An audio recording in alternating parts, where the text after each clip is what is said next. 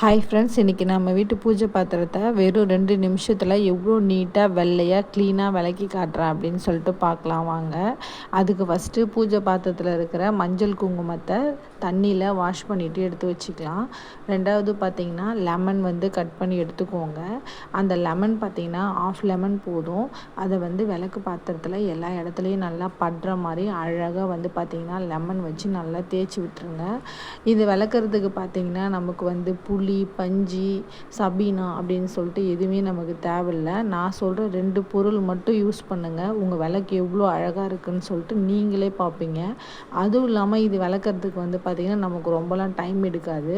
Just ஒரு 5 minutes இருந்தால் போதும். அதுக்கு நான் எடுத்துருக்க பொருள் பார்த்திங்கன்னா பீதாம்பரியும் லெமன் மட்டும்தான் எடுத்திருக்கேன். ஃபஸ்ட்டே நம்ம லெமன் போட்டு நல்லா விளக்கிட்டோம். இப்போவே பார்த்திங்கன்னா உங்களுக்கு பாதி வெள்ளையாக தெரியும். நெக்ஸ்ட் நம்ம என்ன பண்ண போகிறோம் அப்படின்னா பீத்தாம்பரி எடுத்துருக்கோம். மீதி 1/2 லெமன் வச்சுருக்கோம் பார்த்திங்களா, அந்த 1/2 லெமன் மட்டும் எடுத்துக்கலாம். எடுத்து பார்த்திங்கன்னா பீத்தாம்பரியில் லைட்டாக தொட்டு லெமனில் விளக்கி வச்ச விளக்க நம்ம திரும்பவும் விளக்க போகிறோம். வேறு எதுவுமே செய்ய போகிறது கிடையாது. அவ்வளோ பளிச்சுன்னு வெள்ளையாக இருக்கும். நீங்கள் ஒரு டைம் தொட்டு அந்த பாத்திரத்தில் தீர்த்தும் போதே பார்த்திங்கன்னா உங்களுக்கு அதில் இருக்கிற அந்த கருப்பான அழுக்கு எல்லாமே பார்த்திங்கன்னா அப்படியே ஒரு மாதிரி லிக்விடு மாதிரி வடியும். நீங்களே நான் விளக்கும் போது பாருங்கள், உங்களுக்கே நல்லாவே டிஃப்ரென்ஸ் தெரியும். இந்த 2 பொருள் மட்டுமே போதும். அவ்வளோ அழகாக இருக்கும் விளக்கு. எப்பயுமே பார்த்திங்கன்னா பூஜை பாத்திரம் துலக்கிறதுக்கு மோஸ்ட்லி பார்த்திங்கன்னா பஞ்சு யூஸ் பண்ணாதீங்க. ஏன் அப்படின்னு பார்த்திங்கன்னா அதில் சாமி இருக்கிற அந்த முகம் பார்த்திங்கன்னா சாமியோடைய முகம், அந்த அழகு எல்லாமே பார்த்திங்கன்னா அந்த பஞ்சில் நம்ம தேய்ச்சி விளக்கனா பார்த்திங்கன்னா அந்த முகம்லாம் பார்த்திங்கன்னா தேய ஆரம்பிச்சிடும்.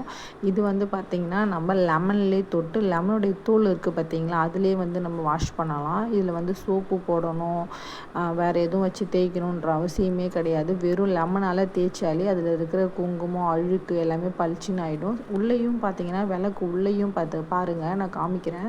விளக்கு உள்ளேயும் பார்த்திங்கன்னா நான் எதுவுமே சோப்பு எதுவுமே போடவே இல்லை. உள்ளே பார்த்திங்கன்னா அவ்வளோ பளிச்சுன்னு இருக்கும். எந்த ஒரு பச்சை கரை எதுவுமே இருக்காது. இந்த 2 பொருள் மட்டுமே வச்சு பார்த்திங்கன்னா நம்ம அழகாக விளக்க கழுவி எடுத்தாச்சு. இப்போ பாருங்கள், உங்கள் எதிர்க்கு கழுவி காட்டுறேன். வேறு எதுவுமே நான் போடல. அவ்வளோ அழகாக விளக்கு பார்த்திங்கன்னா சூப்பராக க்ளீன் ஆகிடுச்சு.